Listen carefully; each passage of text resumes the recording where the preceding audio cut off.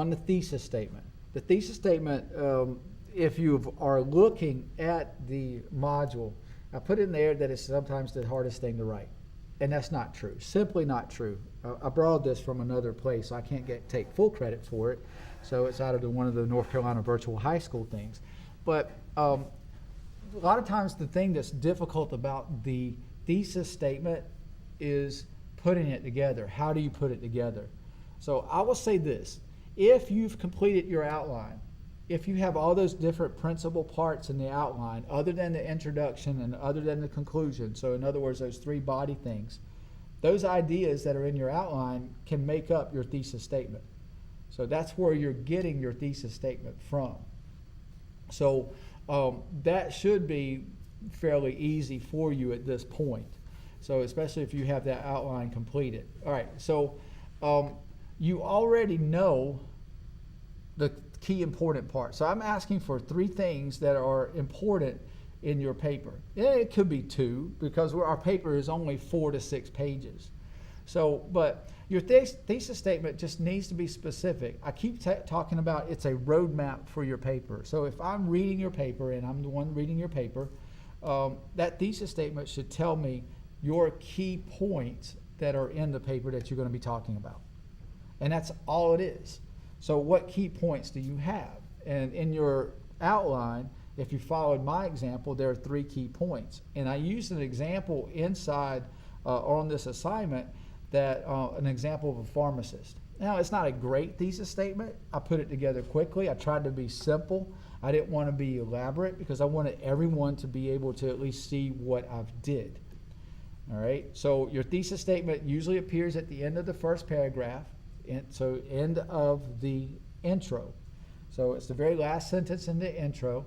I put up here, or they have in here, your topic may change as you write. Your ideas, your important parts may change as you write, but you can insert that into your thesis statement, just replace it or whatever. So keep that in mind. So here's my example of a thesis statement for a pharmacist. And I kick myself in the back of the head for starting out with the word with, but like I said, I'm trying to just look at it like I'm a student. With many job opportunities as a pharmacist, the educational requirements and outlook make this career worth looking into. It almost sounds like a hook. It almost sounds like an opening statement. But I want to talk about job opportunities. So I want to talk about the educational requirements, and I want to talk about the future outlook of it. Now that might change. If I was really writing about the pharmacist, I certainly might change that thesis statement.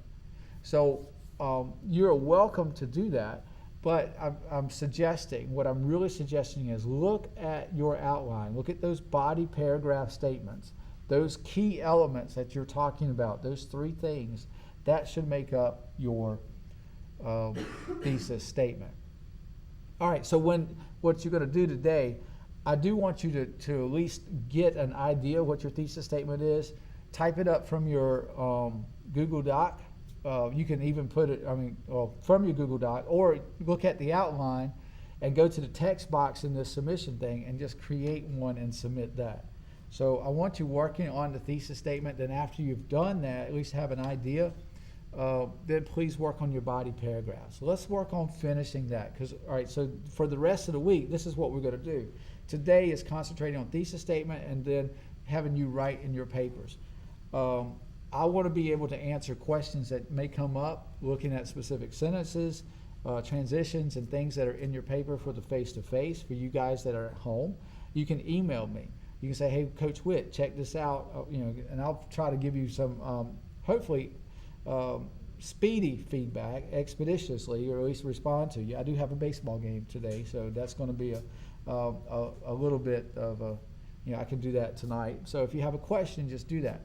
Tomorrow is primarily finishing writing. I am going to talk about the introduction a little bit more. I don't think I really have to do that. I'm just going to say this is what the introduction should look like with the thesis statement.